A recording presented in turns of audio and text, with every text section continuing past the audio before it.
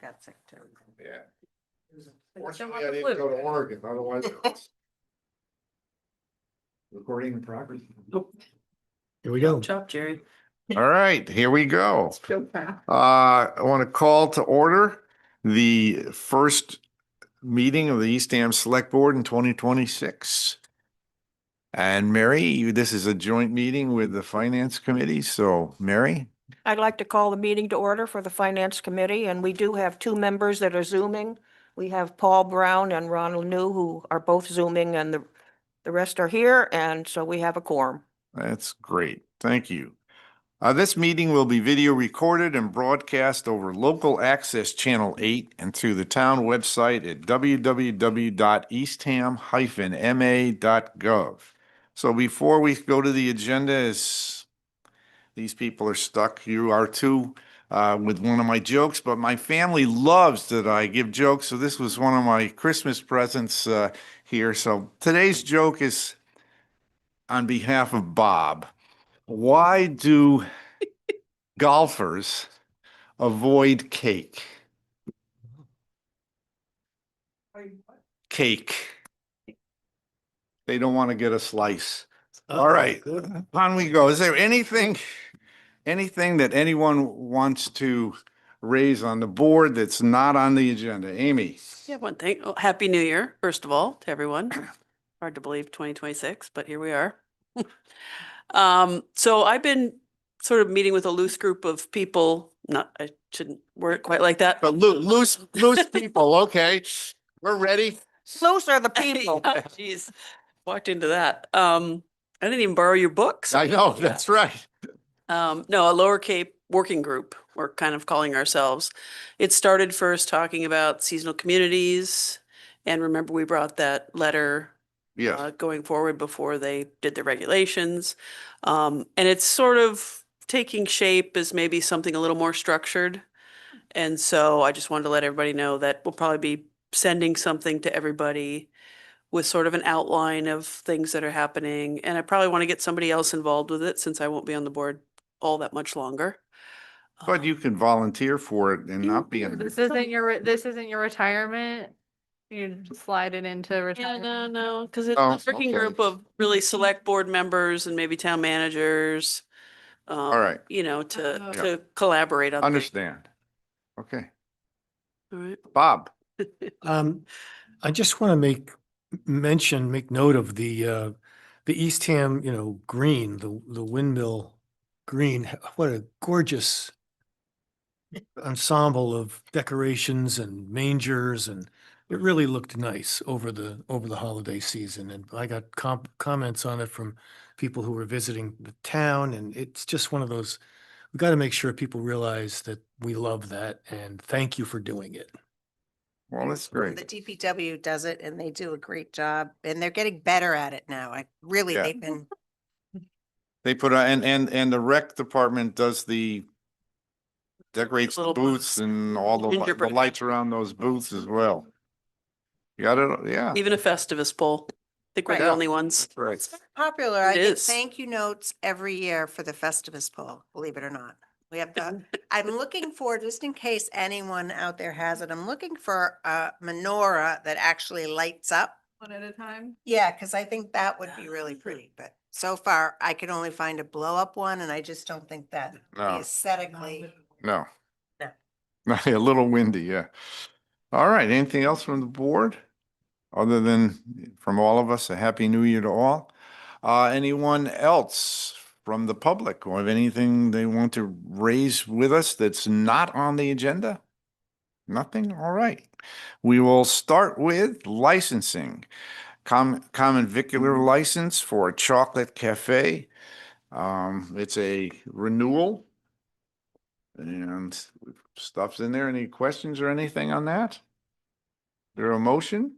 I'll make a motion to approve the common victular license for the Chocolate Cafe. Have a second? I'll second. All right, further discussion? None? All in favor? Opposed? None? 4-0. Okay, then an auto dealer license for advanced equipment on 100 Holmes Road. The packet, all the information's in the packet. Anybody have any questions on that or anything? Do we have a motion to approve? I'll make a motion to approve the auto Deal. sale request as mentioned in our packet. All right. Auto- Second from Amy. Any further discussion? Okay, all in favor? Aye. Opposed? None? 4-0. All right, we got through that, and now we get on to the reasons of the finance committees here, the budget presentation. So I want to ask a question before of Jackie and Rich, before we get started. Do you want us to, if we have a question, to ask a question as we go along, or go through the entire presentation and then have questions? What would you prefer? Probably as we go, I'd say. As we go? Yeah. Okay, so, Flexible. and to the finance committee, just if you got a question, just raise your hand and I will think about calling on you. All right. Consider, Maybe not. consider it. Charm tonight. Yeah, yes. All right, so you starting or are we going right to Rich? Right to Richard. Right to Richard. Go ahead, Rich. You have the floor. As you all know, this is really a almost a year-round process, but I'd say maybe 9 months working with the finance committee. We start in the summer. We do salary projections based on existing contracts. We do a financial projection, 5-year financial projection. Do that in the summer with the finance committee. In the fall, we do a year-end review of the performance of the prior fiscal year. And we take all that information in consideration of developing our budget, which gets sent out to each department in September, right after Labor Day. I meet with them, Jackie meets with them, they have their requests, we whittle things down or ratchet them up, depending as the case may be. Develop departmental budgets, combine that with our salaries. And in the same time as that's happening, we also do our capital plan, our 5-year capital plan. And that was completed in November and presented to the finance committee. So if anybody is interested in getting more details, all those efforts since July through November are recorded videos on our YouTube channel. And you can listen to the finance committee's deliberations and my presentations on those things. And of course, the final thing is the operating budget, which we pull together in December, resulting in this presentation. Of course, things will change. There's still a lot of things to come. We don't know what the assessments from the schools are. State aid and state assessments could also change, which will change things. But we don't think that our numbers that we are in control of the municipal side of things will change too much. We feel pretty confident in those. But as you know, because I've been giving some updates, it's a challenging budget year. And when I say challenging, it wasn't hard to put together. It's just sometimes a little hard to swallow. The cost of doing business is going up significantly. I think the department heads and our team's done a good job in most respects in accommodating those increases within our levy limit. But I think I mentioned to both committees at one point or another, there are 3 areas in particular that I call the budget busters that are going up astronomically. One is health insurance, pension assessments, and educational costs. And those are going up in such dramatic fashion that they're outperforming our ability to grow revenue. As you know, we are subject to Proposition 2.5, and we get about a 2.5% in our levy, plus about 0.5% of new growth, so about 3% a year of revenue growth. Our local receipts are not as substantial as some other communities. We don't have a lot of revenue opportunities, so those don't grow as fast either. So we're really constrained when things go up more than 3%. So when you see some 10, 15% increases in some of these line items, it's hard to accommodate them. And then those 3 areas, Erica, if you go to the next page, and those 3 areas are areas we couldn't quite accommodate. So I kind of summarized everything into this decision dashboard. Select board budget instructions were for a level service budget. And so that's what we provided, and that's what we're recommending. Despite costs going up, we think the level of services and the staffing and the things we spend our money on are where they need to be to support the operation in the level of service. However, that does require an override for those 3 things that I just referenced of about $1.1 million. That That's to balance the budget as it was with FY '26 rates. We have collective bargaining that we're going through now. We're making good progress, but still have probably at least another month to wrap some of those things up. And then we'll know how impactful employee staff raises due to collective bargaining will also have to be added as part of that override. And just to refresh everybody's memory, our approach is if we're going to bring a collective bargaining agreement to town meeting to be ratified, we also want to let town meeting know this is the cost for that 3 years, and we need the funding approved at the same time, because otherwise you're just creating yourself a problem. If you want to approve the agreement, but you don't approve the funding, the only option you have then is to lay off staff to accommodate. So if we need to have that discussion, the time to have this discussion is when we're talking about the agreements. So that'll be impactful. We do know that we have about a 3% increased participation to the Nauset Regional School District. So with that, what we call enrollment shift alone is going to cost upwards of $1 million if the budget doesn't increase $1, just the way the assessment's calculated and apportioned to each of the towns. Of course, their budget has a lot of the same pressures that we have, so that's likely is also going to go up more than 3%. And so to the extent their school budgets are up more than 3%, those costs would have to become subject to an override as well. Excuse me, Rich. Yes. I know you're going to get into the bargaining agreements that we've done and such. Also, I saw that in the town management report. I'm just wondering, what would we want to do with the notion of not just going at a level services approach, but looking at, as we go through, explaining how the 1.1 million that we're out of balance on could potentially be covered. That's one of the big things that I'm looking for as we go through this, because I'm sure what you've done, and I don't know if the numbers are all in here, but you've probably taken the collective bargaining agreements that we even haven't addressed yet or finished, and you've probably plugged some numbers in relative to what you think the best or worst case could be. And, we're probably going to end up with a big number in terms of property tax increases, if in fact that's what happens. So I'd like to be prepared for that number, knowing what those extremes could be and what are we going to do about it? Maybe the first step is to try to cover that 1.1 out of things that are without necessarily, this is the trick, right? Without killing ourselves on lowering services. That's the hard part. Well, So we do have options. And for example, I'll just mention probably the first thing, if we ever had to tighten things up and rearrange things, we have $400,000 of tax levy that we use for our capital plan. That was a result of an override about 5 years ago.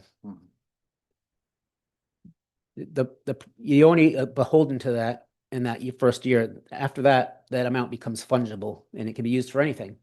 But we have tried to be very straightforward and transparent in how we do these things. And that's what the people raised that override for, and that's what we use it for. So when you see the capital budget in this FY '27 budget, $400,000 that was approved 5 years ago is still be going towards the capital plan. But if we needed to plug a gap, we could not use that, and then we could repurpose it for something else. So maybe it covers almost, half, a little less than half of your $1 million hole, but now you don't have capital funding. no, I And saw so- that. But So those are those are types of some of the options. things. There are probably others. Yes, Okay, so when we get to those others, maybe we should identify them. I will. And I think my larger point is they all come at a cost of something, right? And so, Great. and so to your point, Bob, on the dashboard here, the second section here is, we could tighten things up.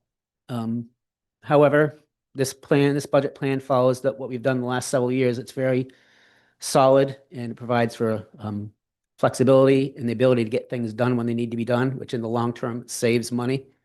So for example,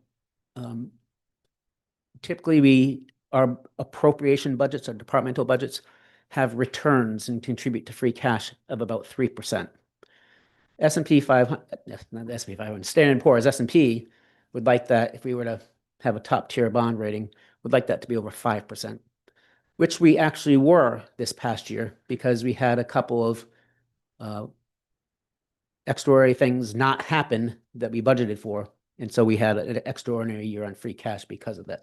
But typically, you've got about 3% of flexibility within departmental operating budgets, but not all of the budgets, and only in the budgets that we control. So when we go to the graphs at the back here, that'll be important to consider. So Gotcha. 3% of what number? It's not 3% of the total 40 million. It's 3% of something a lot smaller. Right. And likewise, on the receipts, we use local receipts. So we've got a financial management policy that says on this level, our preliminary budget presentation, we want to come in between 80 and 85% of our prior year actuals. That leaves us about a 15% savings. That generates free cash if that holds true. But it also, the reason we do that is, going back in time, when there's a decline in the economy, especially motor vehicle excise receipts, you see your local receipts drop. And they can drop in a moderate decline 10 to 12%, and a serious decline 15 to 20%. So having a 15% differential, A, it generates free cash in a typical environment, but B, it protects you against that decline, so you don't have to, theoretically, you could absorb that hit for a year or two and hopefully get through the other side as the economy improves. So this budget has our local receipts at about 85, we're at the higher end of our financial management policy, actual 85% of our actual receipts. So we could go higher. We could also whittle down some reserve funds. However, we do think they are appropriate for our size budget and the risks that we don't budget for. But again, an area we could tighten. Also want you to be thinking, I think this is our approach. These are our recommendations. But if we get through the process and we realize that this isn't something that we can do, or if town meeting in fact says no, or the overrides don't pass, we need to be prepared to go back and present a contingency budget. Contingency budget for the order of magnitude that we're looking for would be drastic impacts to our operating departments. And so we don't feel comfortable presenting a contingency budget because it would mean a lot of layoffs, and we don't want to have a mass exodus. We'd rather just have this budget pass or fail. And if it fails, then we'll have to go back and make the hard decisions at the end of June. Also, you'll see we did put some more money, but it's not just money, it's our effort and our marketing and our outreach. We need to do a continue building on our taxpayer assistance programs. We have about $150,000 of exemptions and abatement. I can't think of the other word, but exemptions that we give to veterans and elderly. We have 2 people that have taken advantage of our taxpayer assistance program, and we have 1 person on a deferral program, which means that they don't pay any tax. It just gets added as a lien onto their property and gets paid through their estate. So we have some programs available to us, and we've started, as you know, developed some last year, and we got to keep building those. So as taxes go up, those that have the need have a resource to get some relief. And then the last 2 items that really need to be considered is, we did tell town meeting and the community last year that we need about $1.5 million to fund wastewater operating costs. We haven't secured that money through an override yet, and so that's another override, but that's not a recommendation for this year, given what's on the table. But we do need to think about what the timeline for that is, because certainly next 3 or 4 years, we will need to have that lined up.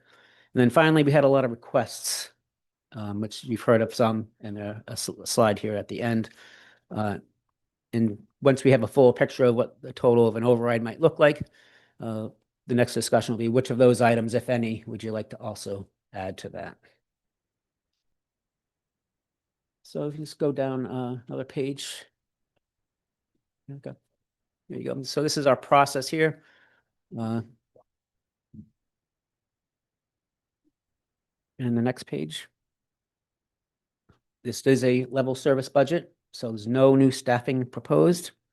The expense accounts are only nominally increased from prior amounts based on contractual obligations with vendors. But health insurance, pension, and transfer station. I think I said education. Transfer station costs were the 3 budget busters. that were well above a 3% increase. And those three things alone add up to the 1.1 million that we're looking for as an override. It does continue our capital plan. Just a quick minute on the capital plan. It continues the level funding program, replacement programs that we've had in place for facilities, equipment, and fleet assets. So this is a topic that I talk about with the Finance Committee quite a bit. It's been a very successful program. This is a program that every year we know that we're putting, for example, $100,000 into Town Hall repair and maintenance fund, so that when big repairs like a windows or siding or a roof need to be done, that the money's there to do it. And it's all based upon engineering reports that we had done a few years ago that told us the 20-year life cycle replacement cost of all the components of all our buildings. And we had to inflate that and, adjust it for market conditions. But that gave us a baseline of, here's a level amount to fund every year. So you don't see a separate article for, a town hall door or, cabinet replacements or flooring replacements. It's all part and parcel of that. And the key to the program is it's only for assets, replacing and fixing assets as they exist and as they are. You will never see anything new added because we have that money. It's to maintain exactly what we've got. Same for equipment and same for vehicles. So when we go through that capital program with the Finance Committee, I show them the exact list of equipment that qualifies for the replacement program, and our department heads and our accounting office knows that those are the only things that will ever come out of those funds, or the things that we said were going to come out of it. And the vehicles are flagged as to which vehicles are on that replacement program too. Jerry? Is the elementary school included in that facility assessment? Yes. Okay, so we have a fund for that. Okay, thanks.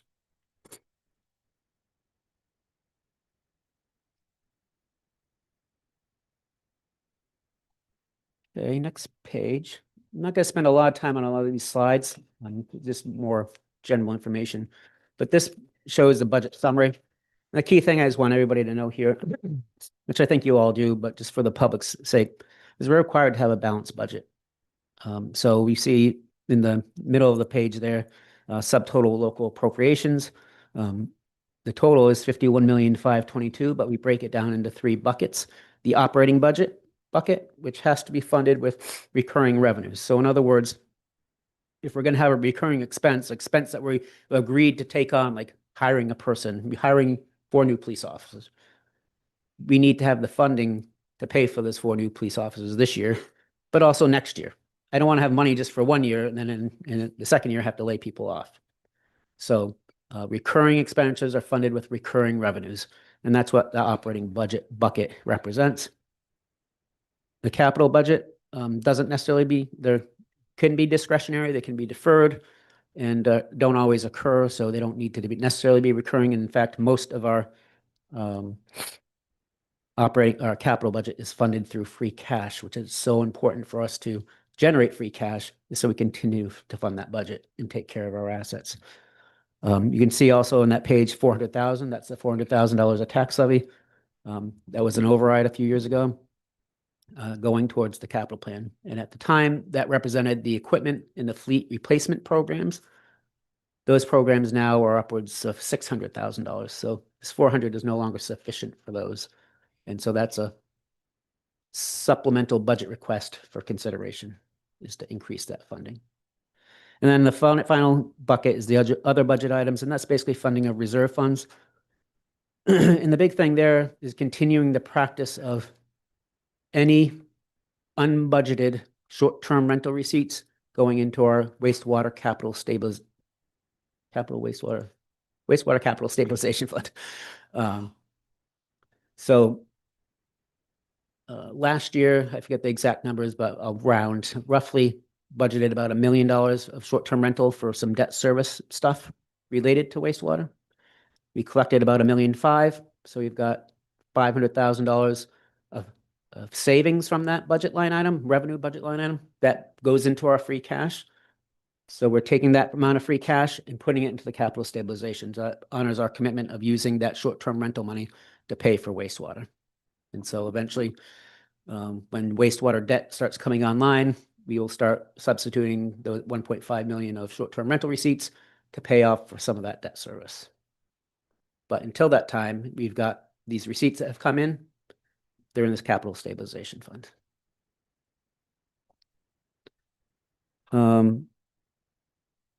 Okay. Excuse me, Rich. Could you consider that 200,000, 205,000, I'm sorry, 2,005,000? I can barely read it. Where are you? I'm looking on, Other budget, yeah, on Other the, budget on the items. other budget. Okay. Yeah. Oh, okay. Do you consider that to be something that we could draw from to pay down, or parts of that to draw from that we could pay down that 1.1? No, free cash doesn't necessarily occur every year. We've been good because we've held strong the last 5 years of maintaining 3% return on appropriations, 80 to 85% of local receipts to actual. That generates savings. If those things tighten up, those savings aren't going to be there, and we're not going to have free cash. So you can never really rely. We've had a couple extraordinary years of free cash generation for a couple of reasons, and those are always part of the year-end reviews I do with the Finance Committee that explains exactly where the free cash came from and why. So if anyone's interested, they can watch those videos, or call me and I'll just tell you. But we've had some big years on free cash because of short-term rentals and some other one-time or not normally recurring issues. No, So if free cash drops, the free cash is generated from budgets that have some room in them. I'm with you. So- And I thought you mentioned that the 2 million had gone into reserve. These are going into reserves, right? So would we consider pulling some of that money out of reserve and paying and closing the gap on that 1.1 million? No, because it's not a recurring thing. I mean, you guys could tell us what you'd like us to do, but our recommendation would be, that's a one-time thing. If you know that, there's an economic downturn and you just got to get through a tough year or a tough 2 years, or say even 3 years. Okay, we can use our reserves. That's why we have reserves, to get through those periods. But the 1.1 million isn't a one-time thing. That 1.1 million is needed every year. And It's because of inflation on people's salaries Right. and everything else, healthcare. I understand. So we're really out of balance. I mean, that's really what's happened. The inflation has taken us and we're out of balance with the Right. amount of money we take in unless we jack it up all over again. And I know 1.1 million sounds like a lot, and it is a lot. But the impact of things, if you round up on the tax levy, even with that 1.1, it's about, and we'll see it in a second, about 4.5 to say 5% increase. we used to have every year. Yeah. And I think, Massachusetts is a tough state, right? We have a lot of regulations, and we have to implement those regulations without, money. But I think the big misunderstanding is what Proposition 2.5 is. It's giving us an additional levy capacity each year so that the tax rate can stay stable, right? But no one ever anticipated that there would never be overrides and we would all live within that 2.5%. The reason they gave us the ability to do overrides and debt exclusions was to be able to go to the community and say, is this worth it? Is this something that you want? Should we cut services, or do you agree that we should pay for this and add it to the tax levy? And so that is the mechanism that we have. So it's not like, oh my God, why are you having overrides? It's more like, if we see inflation going up 16% in 1 year, then how are we going to meet those gaps without increasing taxes? Well, the only way what I'm digging around for is, where is the extra? That's really what where is the is there any extra money that's being over budgeted that we could cut back on and try to close that gap? Because what I'm really digging around for is, what's it going to look like when we add in all of those, contracts and renewals and that we're talking about now that are still wide open. So, I mean, that's the real elephant in the room. Right. And so what I'm trying to do is find ways to lower the numbers now before. As we go through this, Bob, I think I have a couple spots to point that out to you. That would be helpful. All right, if we go to the next page, Erica. Mary? A couple questions. On the 400,000 that we approved at town meeting, I don't know, it was around 5 years ago or so.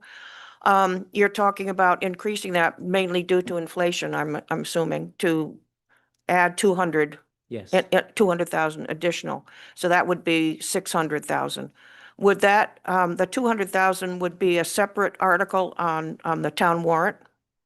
Yeah, well, I'm not overly concerned because I just feel like with all that's in front of us, we're probably not going to be doing that. So I don't, we'll get, Typically, so- that would be the thing to do right. if we could. Yes. So, we'll live without the 600,000 because we have good free cash. Mhm, We mhm. can accommodate that, right? So there's a whole list of things that's on the list of supplemental budget requests that probably Mhm, most or all probably won't, I'm suspecting, won't be on the table. So, mhm. Okay, and I have another question, and it really goes down to your point, Jackie. I've read that there are discussions about changing the 2.5%. Have we heard anything about that as far as what that might be, or an amount that it might be, or? No, and let's face it, it's not a political happy place. Oh. So I don't know what politician in our state is going to say, let's, go out Yeah, there. yeah, and- yeah. yeah, a lot of the talk has come from industry organizations that would Yeah. like this, Mm. not Yeah. the political side of it. Yeah, yeah. No, I was just wondering if, go ahead. But even if they raise it, Mary, Oh, let's say they went to 5%, just that Yeah, we that could raise, would it's still, change the- it doesn't change change the the tax need. rate. Yeah. It doesn't change the tax rate. It just means we don't have to go for an override That's for it, right, but it we just still have changes to. how we pay for it. Yes. Yeah, yes. but whether you have to get it. We have but to ask her. Right. ask for it, but the right. tax rate remains the same. Yeah. I don't want to get off on a rant, but since, the override thing is, We're there. yeah, we're devolving quickly. It used to be back in the day that if you needed overrides, there were far and fewer, back, whiles back, but, inflation has ramped up so much, especially, wage inflation on the outer Cape is significant. But years ago, there was a perception that an override meant you were mismanaging things. And it's not the case. I mean, we have a very thorough and detailed budget process. The finance committee spends a lot of time meeting with every department head, going over each line item, asking questions. And yeah, there's always ways to tighten it up a little bit, but there's no way to accommodate some of this inflation. It doesn't mean mismanagement. It means inflation's high. And I would actually argue the other way, that the people that have accommodated and tried to avoid overrides by moving capital funding to the operating budget or taking overrides that were meant for one thing and using them for another thing are doing the wrong thing, and they're mismanaging what their community said they wanted them to do. So, I did a little research, some neighboring towns, which will remain nameless, but I'm familiar with some of them. One town had over $700,000 for capital funding of tax levy. Last year, they only spent 75,000 of tax levy and capital funding. That meant immediately that tells me they avoided an override by using the 700 grand that was supposed to be for this and used it for operating budgets in lieu of doing the right thing and saying we need to maintain where we are and get the override on the operating. And other towns that don't have our free cash over the last, since the year 2020, these towns have had what I would consider routine capital items, a police cruiser, ejector trailer at the transfer station, things that we ought to be able to fund with free cash. Some towns have had upwards of 21 debt exclusions for operating items. That's what happens when you don't have free cash and Yeah. have flexibility. You end up having to borrow for things. It costs you more money. It costs us over $100,000 to issue a bond, plus you pay the interest, and you just can't you're always behind the eight ball trying to get this stuff done instead of actually getting your work done. So to me, not facing the facts and not being transparent and saying that you need an override is the mismanagement if you go the other way. So Well, we've seen that in Eastham. Just look at how much we had to spend on town hall. We hadn't done anything since 1995. Police station. Right. So those things when We you, had to, for a dredge, we won't have to borrow for the dredge then. right. If you kick the can down the road, eventually you're gonna have to pay. I remember an ad for Fram oil filters. You can pay me now, or there's a guy ripping an engine apart or pay me later. Those kinds of things. For that, Jerry, which scares me. It's a frightening for you, I know. And so let's get to the meat and potatoes of all this. What's all this mean? Back on track, Rich. Right. Sorry, I got us off track. So this is the property taxes, and so the blue shaded is the proposed, and you can see, you start with the prior year levy, you add your 2.5%, add an estimate for some new growth. And there you see the 1.1 million override need to have a levy of 32,549,000. And at the moment, then you add in your debt exclusions for the schools and for the town, wastewater, high school, tech school. Allows us to raise a maximum of 42,020,000, and our levy as calculated now comes in at 41,954. So we got about 65,000 for any little things coming from the state at the end. That translates to, if we have about a 3% increase in values, which seems like at the moment like a reasonable estimate, tax rate of 782, average single family tax bill of 6,969, and a single family tax bill on the median valued home of 6,048. And that math, if you were to do that, doesn't quite add up to what the math says here on the left, because on the left, I say that's a $252 increase, which is about 4.3%, 4.5%. But that's net of the 3% RTE effect. So that's why the math doesn't quite work on that, assuming that we still have a 3% RTE.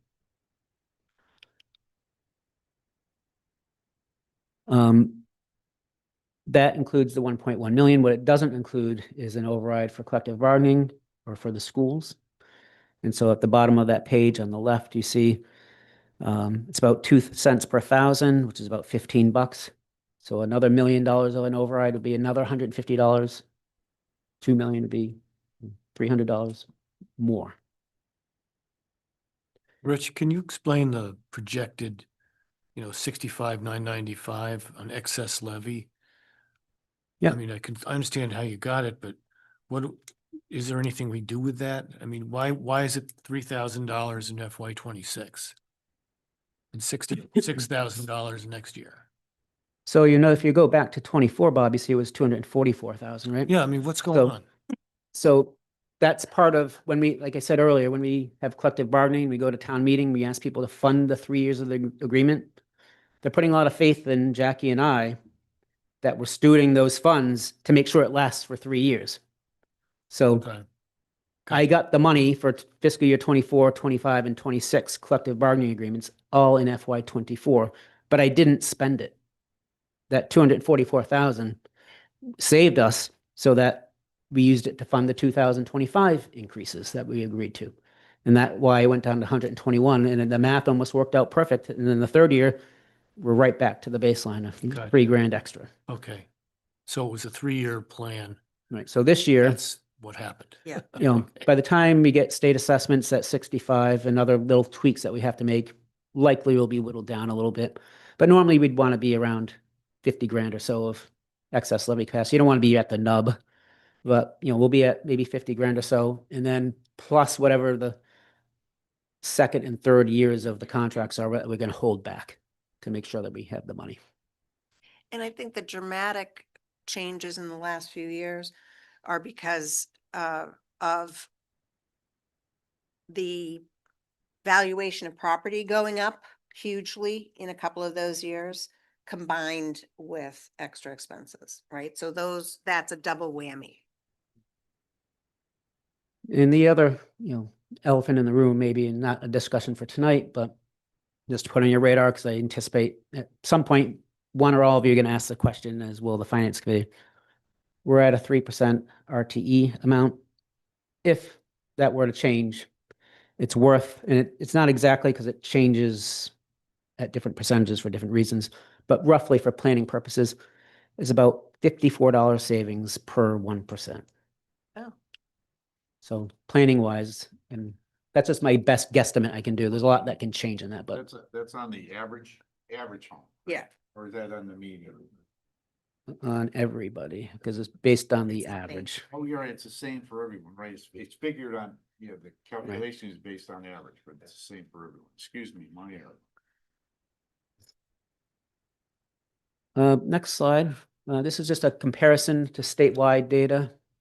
And a couple anomalies I have to explain here, just to not confuse you with the next page, which I added new this year and didn't realize it had same information, but a different perspective. But on the left here is the map of Massachusetts into some real big, heavily taxed communities, especially suburban Boston area is the highest. And you can see the top 10 and top 10 highest, top 10 lowest on the chart beneath. The lowest are all, mostly like Berkshire County farm communities. And then to the right, the bar chart on the top, that kind of gives you a sense of how much of the property tax burden is relative to those people's incomes. And you can see that most communities are, 14% plus, 13 to 14% range. And we're on the lower end of that. However, we're at about 11%, but that's on the median valued. So when we look at the next page, it shows averages. That's not going to quite equate. So 11% of our income on the median valued home, and the average tax bill statewide is $8,300. So you go to the next slide. And this shows, our neighbors, outer Cape neighbors, compared to that $8,300 state average. And we are among the lowest. Brewster is a little bit less, but we're quite a bit less tax burden than Wellfleet, Truro, Orleans, or Provincetown. The average tax bill in our next closest neighbor or peer is Wellfleet, $7,384 versus ours of $6,664. And this is for this year's data, not for next year. So obviously, whatever we add to it is going to change this. But I pretty much suspect that our neighbors are going to have the same pressures that we have too, except for maybe the school shift. But and then showing it relative to income. And the other thing that I thought was interesting, that's why I put it, was there certainly is a population effect. You're spreading the basis. Level of service. We're not too different from Brewster in the level of services, or from Orleans in the level of services, but we do have less people to spread it amongst.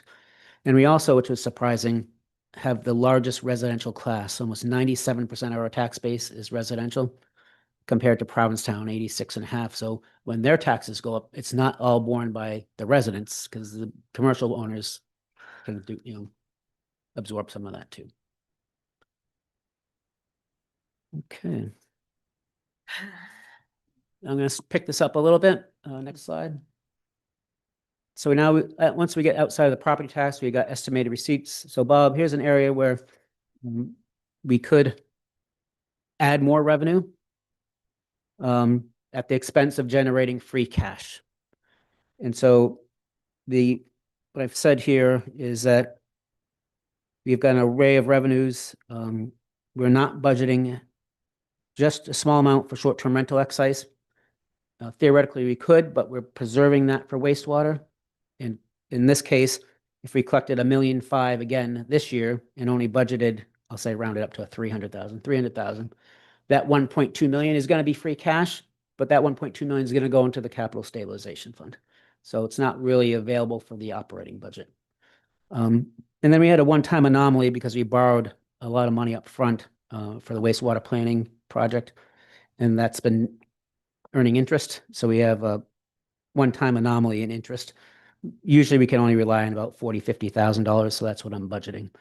So when you back out the short-term rental receipts and you back out the one-time increase in interest, the remaining receipts are almost exactly 85% of the prior year actuals. So we have a 15% amount we could go up theoretically.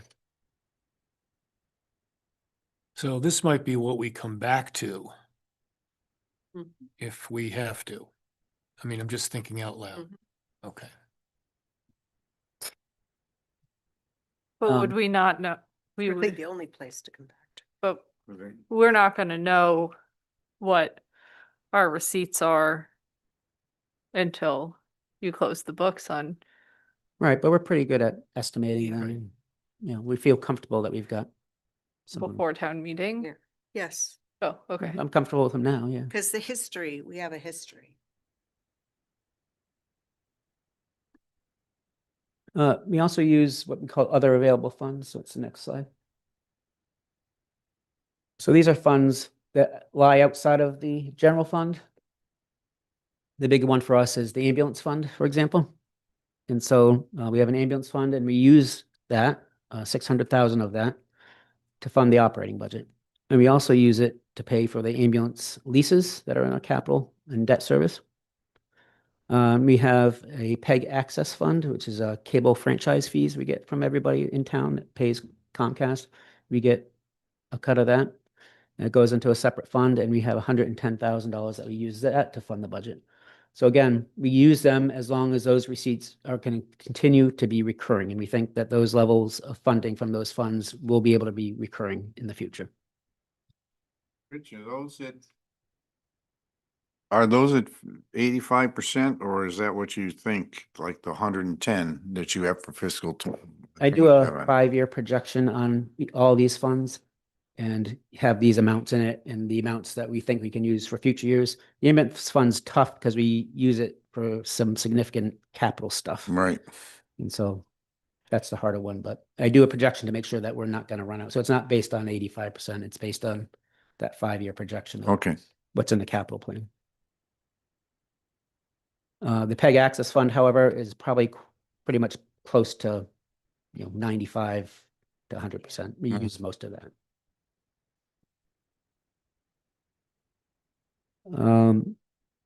Okay, next page. These are our appropriations. I'm not going to spend a lot here, but this is basically the summaries of all the detailed line items that the Finance Committee will be reviewing, added up, and it kind of shows you how much each line item has gone up. And you can see that the biggest increase here, one's town clerk's going up 10%, but it's very, very small money. But you see down on unallocated 11.4% increase. So that's where our health insurance and our pension are, and our energy utilities. Some high increasing costs are located. So that's why that's going up 11.4. And Public Works, most of that 5.74 is the transfer station for hauling and disposal costs. Can I ask why, I understand why healthcare costs go up, but I'm wondering about the pension. Salaries go up, the pension goes up. Okay, that's really good. And they also, Yeah, I kind of assumed that's probably how it worked, but adjust the schedule, the funding schedule. We're supposed to be obtaining full funding of the Barnstable County Retirement Association pension system by the year 2038, I think it is. And so so right now we pay more than we need to because we have to catch up to right. get to full funding. And once we get to full funding, the thought is that will ease back a little bit. Rich, if you already mentioned this, I'm sorry, but what's driving the 9% increase on town expense? Where are you looking, Bob? Under the summary, The tipping fees would be big, right? town salaries, town expense, under summary. This is pencils and paper kind of stuff? Oh, town expense. Oh, so the town, I'm sorry, down the bottom there, I see. Yeah, no, that's the 3 budget busters I've been referring to are a part of that town expense. Okay. That's what's driving it. So healthcare was part of the unallocated 11.4%. And so the summary is just kind of showing it to you a little bit different. So of this total top half, Different. 46,869,000 for FY27. That's kind of by department. This is split between kind of ownership of it. So Okay. so this is goes to your overall question, Bob. There's a lot of that 46.8 million that is not in our control. So town debt service of $8 billion, there's nothing we can do about that now. So you can't save 3% on that. Education, school debt service, nothing we can do about that. $12 million for education. We have some influence and some say over elementary school, but the districts is almost limited control other than letting them know our expectations and desires, right? But they come up with their budget, they send us the assessments, and basically we've got to pay them unless we can get another town to agree with us to not pass their budget. And if the override for schools doesn't pass, it's still too bad. We still have to pay what they send us. We got to take it out of our end. Which is why I have town salaries and town expenses as two separate lines. So of the things that we control, it's less than 25 million out of that 46.8. So if we've got to find savings, it's out of $25 million, not out of $47 million. And so the budget element in the section above combines salaries and expenses for Yes. the department. Yes. Okay, yeah, I appreciated the breakdown because I asked you for not exactly that, but this gets to the heart of what I was looking for. And then there's graphs that come later. But and if you're I was- looking to save $1 million off your expense budgets, well, we got to do that out of the 12.3, the town expense line. And if you can't do that, or if you need more than $1 million, I mean, it probably isn't $1 million. There's three, as I keep telling you, there's roughly 3% that we could probably recover out of that. But we want the 3% for free cash. Yeah. Yeah. Yeah. So 3% on that 12.3 is about 360, 400, and that's about what we get, about $500,000 of budget returns. It's about 3.5%. Last year we had $1 million because we had a couple of one-time things where we had a big savings. But 3% on that 12.3 is what we could tighten up. And if you're talking about the salaries, there's maybe a couple little things we could tighten up there, but not a lot. Because you have to budget salaries at 100% of your anticipated. So we've got what's called a position control system. We know exactly what positions we have and what positions are going to be on the budget. And each of those positions is graded to a salary schedule as bargained. And if that person's going to be here, that salary needs to be covered because there's a state law that says you can't pay for an appropriation, can't pay money for something that isn't appropriated. And you don't have to wait till the money's not there. You're supposed to do it when you realize the money's not there. So if you have a extra police officer that's not in your position control and it's not in your budget, day one, we should automatically disallow that as a payment because it's not appropriated. It's not covered. It's a excessive payment under the law. Right. Rich, Just one more point on that Okay. though, Jerry. That doesn't mean that we won't have savings on salaries. Because we do, because there's turnover and we don't replace people immediately. You know, someone leaves, somebody's there the next day. So there is savings and there's savings on overtime when we can manage that.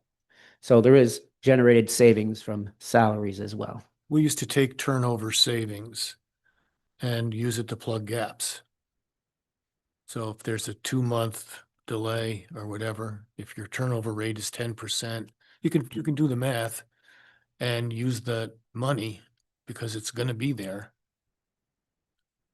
for other things. I don't know if a municipal budget allows something like that, but Town meeting controls how we vote our money. So usually salaries are voted as salary line items. So you can only use it for salaries. If you need it in expenses, we could do a transfer. That's what we do with If we went to the finance year. committee and select board, but for the year-end transfers, we could do that. But it's hard to count on that. well, we added a line item called turnover savings, just added a line item, knowing that that revenue would be there. It's like adding another client.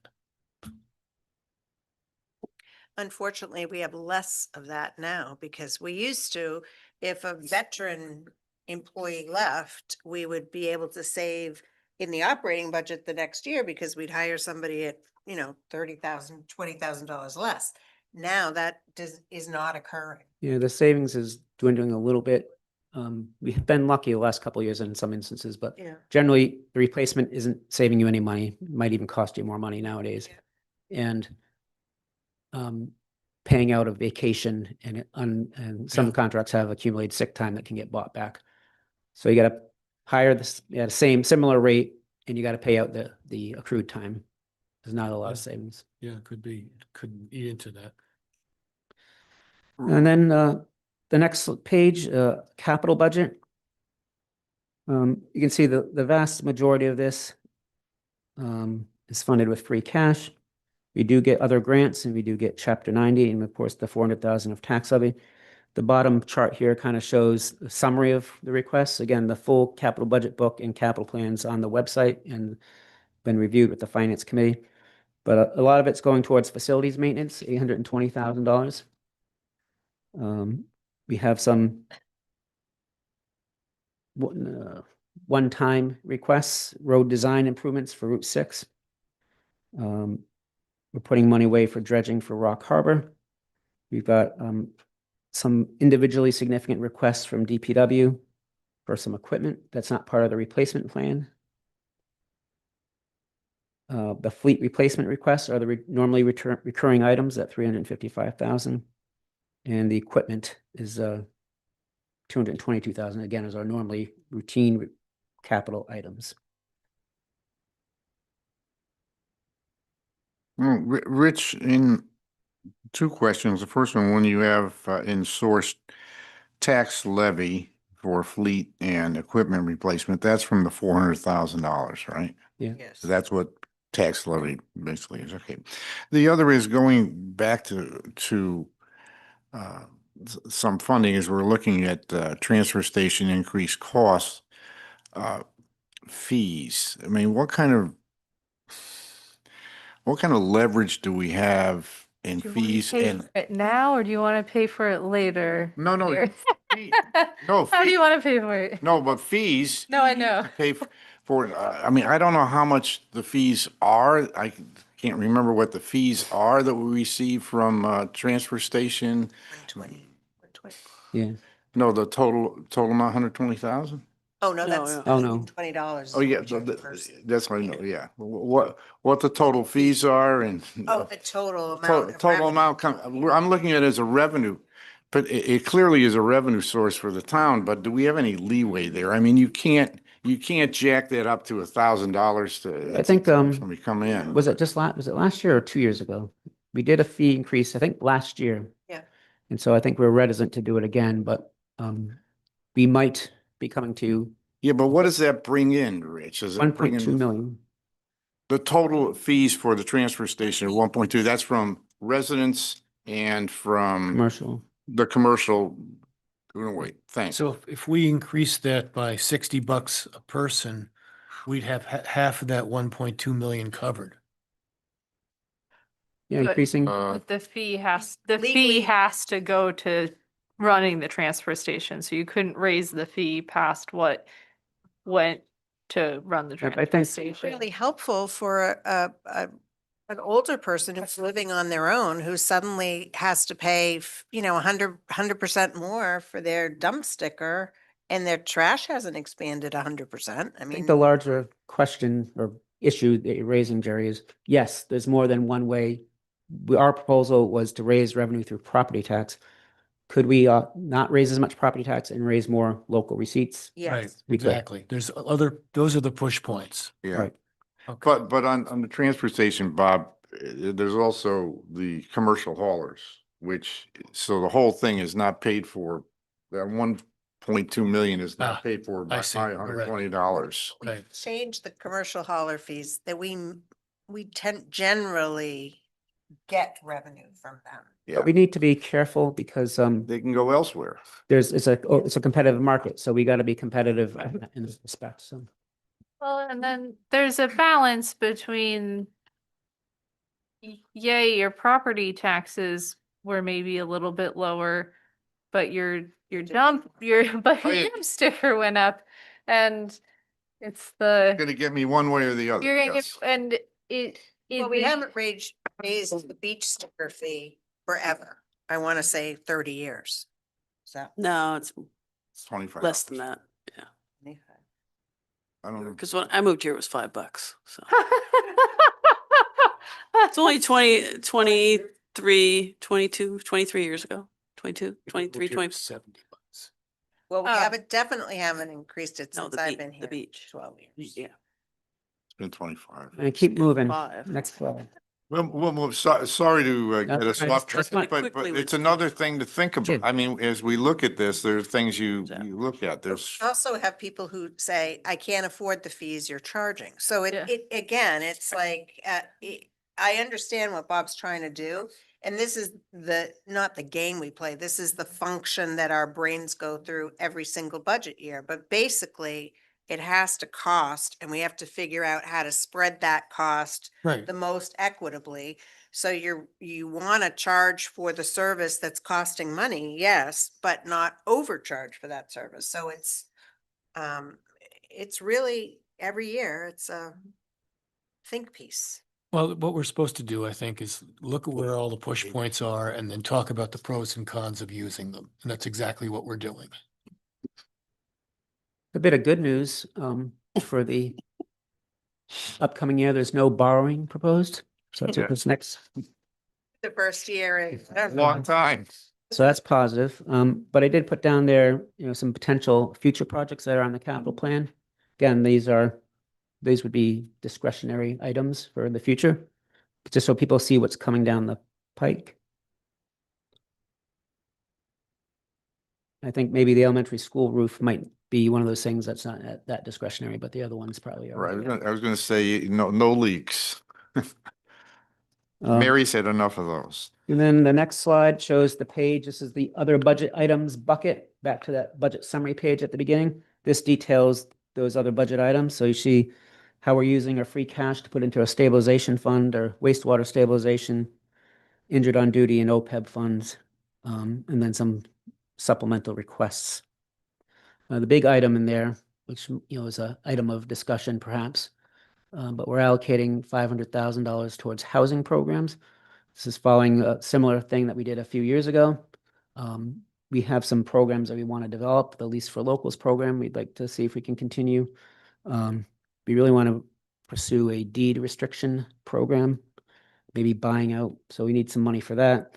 And if those programs don't come to fruition or they don't cost that 500,000, we are now currently working on an RFP process for Tea Time in Town Center Plaza that involves some housing that we know at some level we're going to have to subsidize.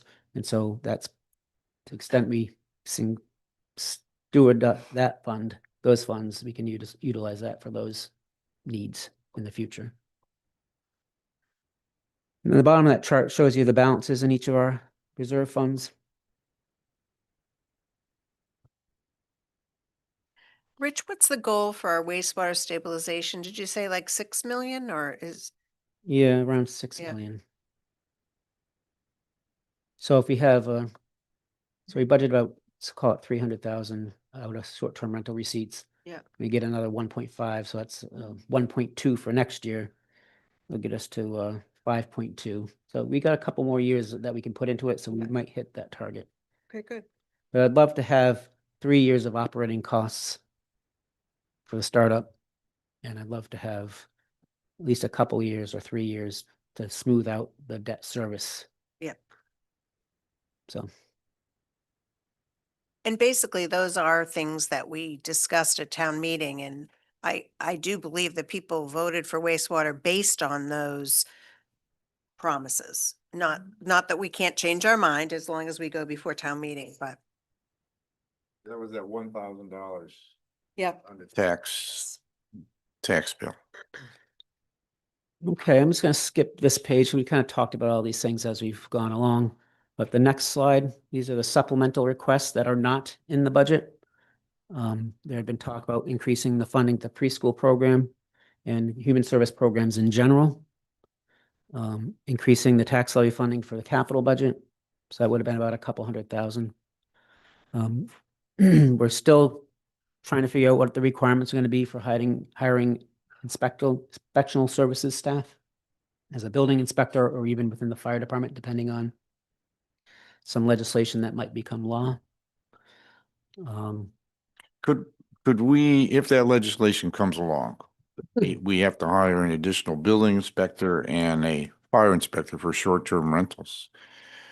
Do we have the ability to put a fee in for that, or do we, or Absolutely. do we have to do it by town meeting before we can do it? And then wait, how does it happen? Let's say the legislation doesn't come around until June 30th. I think you can set it, select board sets the fees, so we could do that Okay, we set anytime. the fee, all But we right. wouldn't have an appropriation to spend the money out of. So we probably would have asked for a finance committee reserve fund transfer This year. or we can transfer money between budget lines with the approval of the select board and the finance committee in the last 2.5 or 3 months of the year. So we'd get a reserve fund transfer to get us to a certain point and then get a year-end transfer to make us whole. And at the same time, you could put in a fee to raise. So you end up in the same spot. It's just, Different ways, but I'm just my personal thinking is if we get an unfunded mandate from the state to do this, that we have the option of looking at a fee to try and help us get through it. and this is why I really appreciate the way we do our budget. Again, I think we're transparent. We put it all on the table and we have policies and practices that we're maintaining. We're not robbing Peter to pay Paul. And because of the way we do it, you've got flexibility. And so something like that happens, we can, it's a little bit of work and we got to move some things around, but we can accommodate Handle it for, things like that. you know, 1 for year. a period year. of time. Where most towns, it's, a special town meeting and they have supplemental appropriations and all the time. So I went back looked at another town. Every year they've got 50, 60, in addition to their operating budget, they have $50,000, $60,000 of prior year bills. So it's, But just- Rich, so we just believe taking care of our business and to going to town meeting once and not coming back, asking for all these extra things at other town meetings or the next town meeting. And but none of these things are included in this budget right now. So I have a question and a comment. When we're gonna deliberate on more later, yes. And then I was talking to Hope from strategic planning before the meeting, and she had mentioned our strategic plan and whether or not it would be helpful to line some of the budget up with the strategic plan. Maybe the additional budget requests would be a good place to start if the board was looking for more decision-making tools or deliberation, like.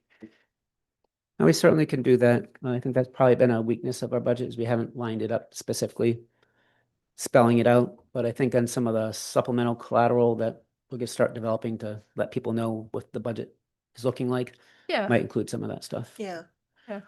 I mean, you guys And a did few do it. years ago, we did summary sheets, like if you're looking for where is the wastewater money in the budget, it's here, here, here, here. Because it is confusing. It's Right. embedded in lots of different spaces. So we did that. And that, I think, asking the strategic planning committee to vote on the articles, including overrides, they will have the opportunity to say what they want to say and recommend or not recommend. I Okay, think it's a great idea and it will help us stay honest with, are we on track? That's why I say it's a tough budget year and process, not because it's hard. I mean, the numbers are the numbers and the line items are line items, but what's tough is weighing, because everything sounds great in a plan, right. but when it comes down to doing it and you realize that your plan costs millions of Now you dollars, have to do the plan. it might not be as palatable as you thought it was when you're thinking about how great it would be. So so when I say it was a hard budget year, it's a hard budget year to maintain the operation, the services we have, while at the same time being respectful and of where some of our residents are. And so all these things are impactful to them. Jerry, if I may, Yeah. Amy. what's in the increase, or I should say, what's not in the human services programming funding that was asked for? Or We haven't, not We necessarily? haven't increased it. we haven't increased it, I think, in 4 years. Okay, And the Human Services Committee would like to give more award to, organizations that do work in our town. got it, got it. One thing I didn't see on here was we had talked about exemptions, the veterans exemptions under the HERO Act, increasing them. So with the 200,000 that we got for the RTE implementation that we're not really going to be utilizing, If you go all the way back to the budget summary, which is the first page, Erica. Page 6. It doesn't, it's not a specific line item that's appropriated by town meeting. Exemptions are come out of what's called the overlay account. At the bottom of that page under the operating budget, you can see less provision for abatements and exemptions, A&E, $250,000. So I increased that a few bucks. I think it was 235 or So something we last year. could do the HERO Act Where's- under Yeah. this. Yes. Okay, That's good. Oh, less prison. Mhm. great. Because yeah, we, on the RTE, we have what, 60 maybe people that have come in or so. So Yeah. that's good. I mean, it's good for the overlay. So far, yeah. Yes. Yeah. Very good. It goes to what, March 31?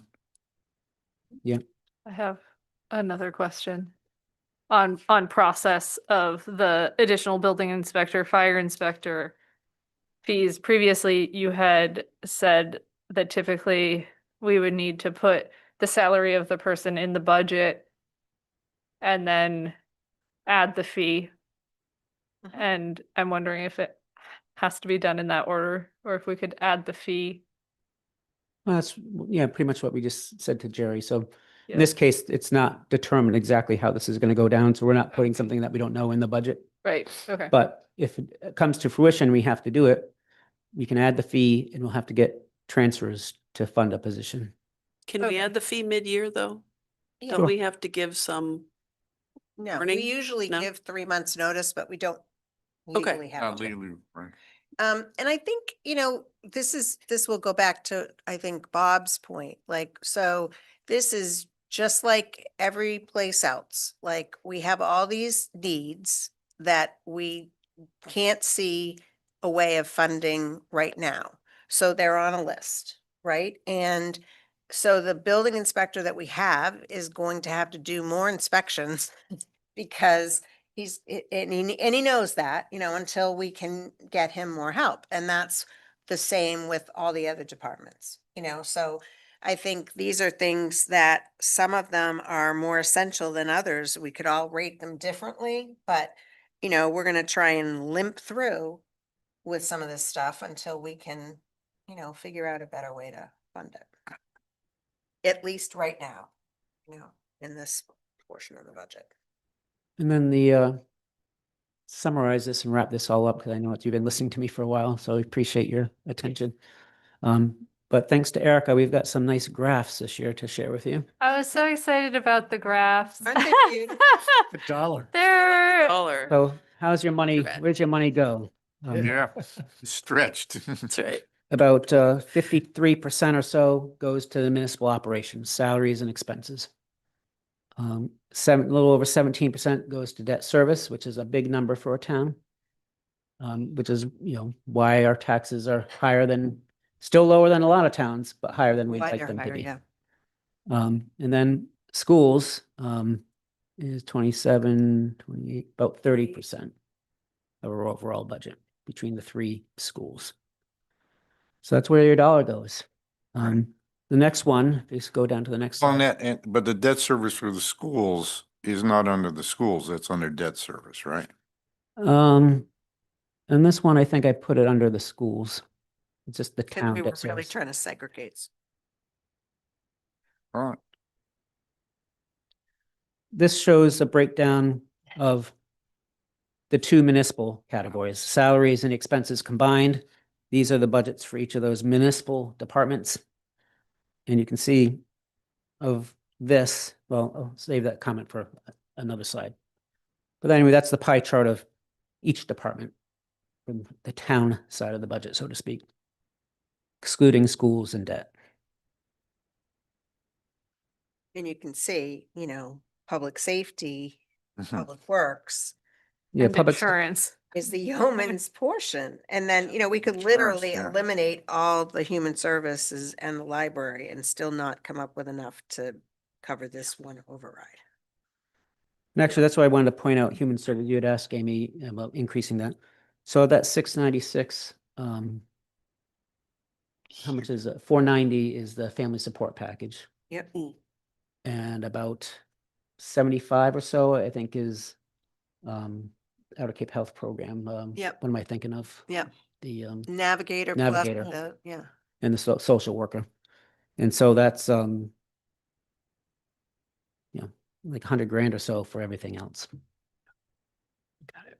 But I can tell you in a lot of towns, That would be the first. capital, if you have any tax levy going to capital, that's what they use, that goes, and those human service programs go. That's what a lot of towns do. They, To balance. to balance. Again, back to my statement, you're holding true to why the town gave you these monies in the first place. To me, that's the mismanagement when you use it for something told you they didn't want you to use it for. Mhm. So the next chart is just the year change from last year to this year on the municipal side. The following chart, the next one, the staffing, that's a focus on just the municipal staffing line, the 12,650,000. So again, and it also here gives you the FTEs by department. So it's hard to, we've got the minimum level of dispatches we need to have 24-hour dispatch. So we can't really lay that off. We only got a handful of people, in the town clerk's office or the health conservation, there's a conservation agent, there's a health agent, those are all things you kind of need. And you get into departments that have 2 people Right. or 3 people or 1 person. And that's what I want to say is, so you'll see, Get rid of them. other than public safety and public works, if we're going to make a dent in the budget reductions, those 3 departments are going to have to be impacted. Not that others wouldn't be as well, but if you want to save dollars, those are where the dollars are. I also want, to your point though, Suzanne, under operations and finance, and this goes to the next chart as well. This kind of shows the trend over time. And you see, we have added a couple people, but most towns around us want what we have. They love our system and how we built it. So we've got a department head or a division head and an assistant in each of the finance offices. And if you're going to be an assistant in the town of Eastham, you got to want to have the job. So we don't want an assistant that can't take over if The town the accountant. accountant or the treasurer or the assessor leave. We've got some sustainability and redundancy built into our operations. So every division, HR, accounting, treasury, assessing, IT, communications, all have a division head and an assistant, one form of it. So that's 6. What am I missing? Health. Health? No. Did you say that? Oh. Wait, so it's, for this one, it's number of people is the, Right, that's the Okay. number of people. how did does recreation include the seasonal employees? Yes. Oh, okay, that's fine. All Oh, right. God, yeah. Yeah, I just, I don't want people to We are- think that we are free. recreation. And, Recreation you has know, 3 full-time I mean, people. the beach and rec department have $800,000 of revenue they bring in every year. Right. And they Yeah. spend, Right. 600,000 or 300,000 for the. Right, there are three full-time employees.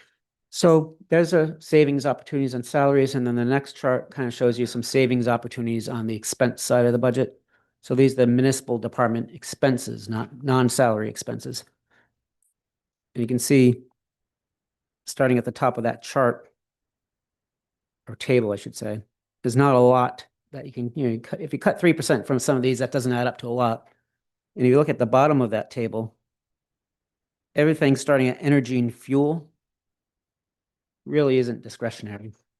So these bottom items, energy and fuel, insurance, human service programs, you could cut. Waste collection and disposal, pension and insurance. It's very hard to cut out of those. But for planning purposes or, your They only- contemplations, roughly 3% of something less than 12 million is theoretically available to us at the expense of free cash and of capital plan funding. That's a really well done summary of how this hangs together. And then the final chart is just our debt service. It kind of is what it is, but we dropped off the elementary school debt this year. So it actually results in a less debt service overall. But now we're onboarding wastewater debt, but Right, what about water? Are we, is some dropping off at some point? So I can't remember in a the couple of years, 29, I think start getting some drop off. 2029 starts to go off and we have a little bit more to go because we just did the final. One more We to go. approved the final contract. I went back because it was in Jackie's town manager's report, but we got a little bit more debt forgiveness on the last little piece that we did. Yeah, I saw So that. the total, what was it, 12% or I think 16% Yeah. of our project has gotten forgiven. So instead of 130 million, it's only cost us, I think, 106 million, something like that. So almost $16 million of debt forgiveness. Whatever we can get. It's really a project to be proud of. That Oh, yeah. Did well. Amazing. It'll be done soon. Mhm.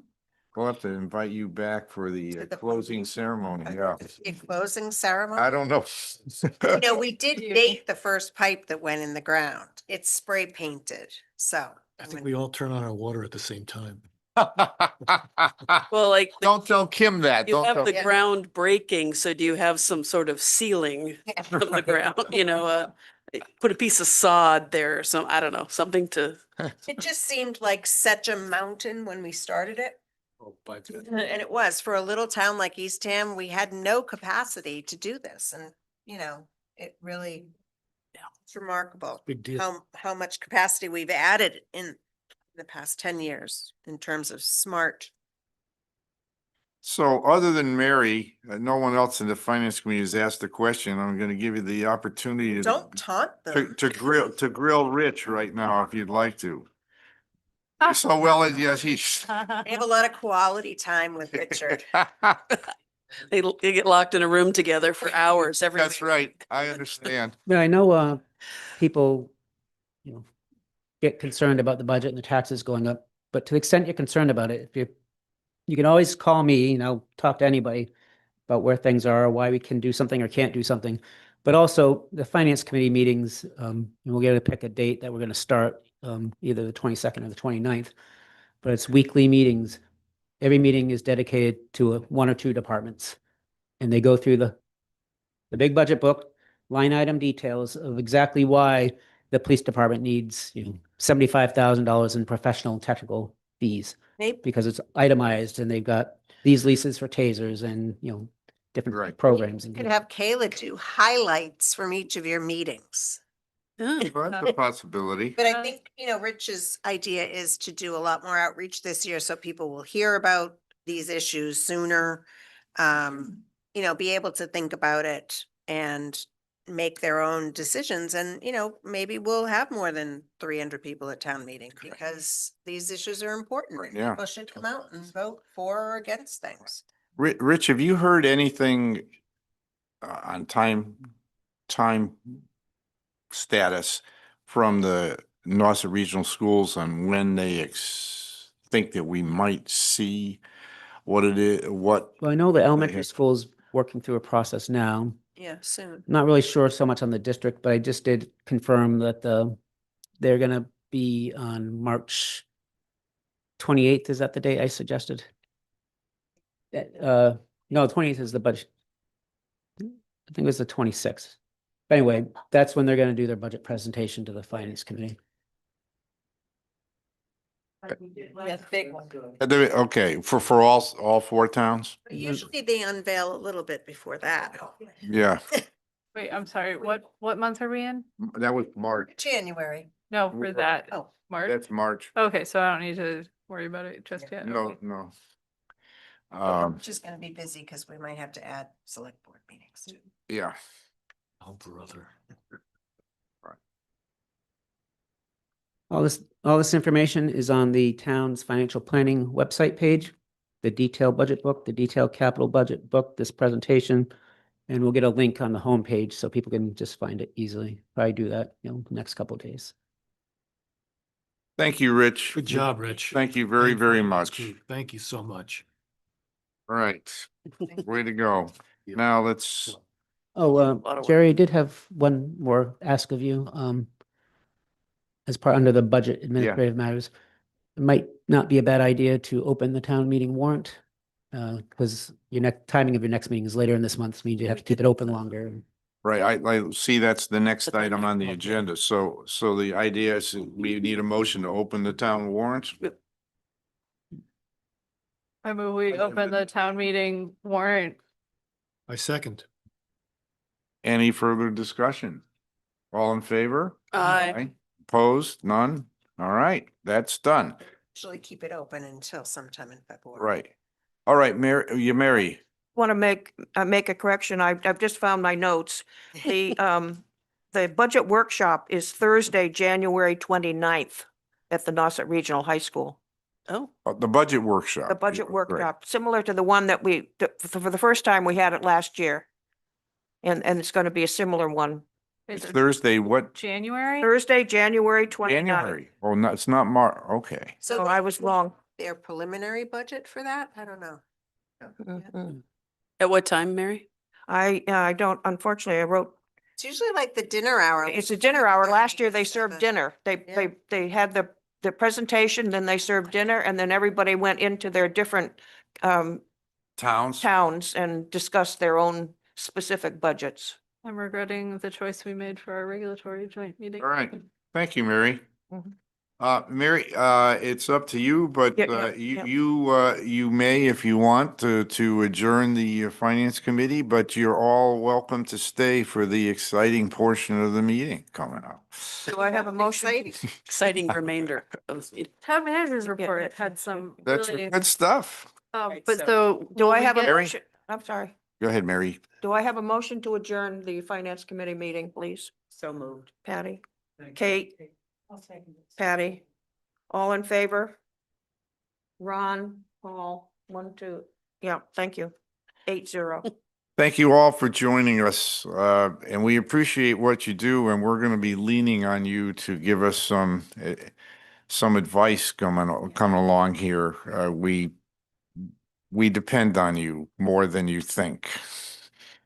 Thank you. Thank you very much. All right, now we'll go to, Will we get some sort of formal invitation to this thing Yes, sometime soon, maybe? yes, Okay. but just write it down. Keep it in your I did, it just The feels. box, so I have to check the feels box soon. when I find out. It is So I soon. look back for my boxes and make All right. sure I, 3 weeks. they got a check Yeah. mark in them. I know, but I know. all right. Next item is the town manager's report. So I did some updates on capital. I did not do an update on the Nauset Regional High School project, but I can tell you that they do have a temporary certificate of occupancy Woo-hoo. and have moved. They moved all in? And it's looking like, they're going to probably finish on time or roughly on time and have to come back to do a pretty extensive punch list over the summer break, which is yet to be announced, but basically it's going well and hopefully finishing up. They're out of the So the portables. kids are all in the high school. They're no longer in the Yes. mobiles. They're no longer in the Nice. mobiles. Great. Yep. The mobiles Really? are going to Going away? be also used by police and fire to do some exciting training drills because we don't have a lot of steel doors that we can just bust. for- Crash. Shoot at. So, yeah, they're going to be over Jerry. there before demo comes. Before demo. That's good. you partially. As Rich said, the water project is going well.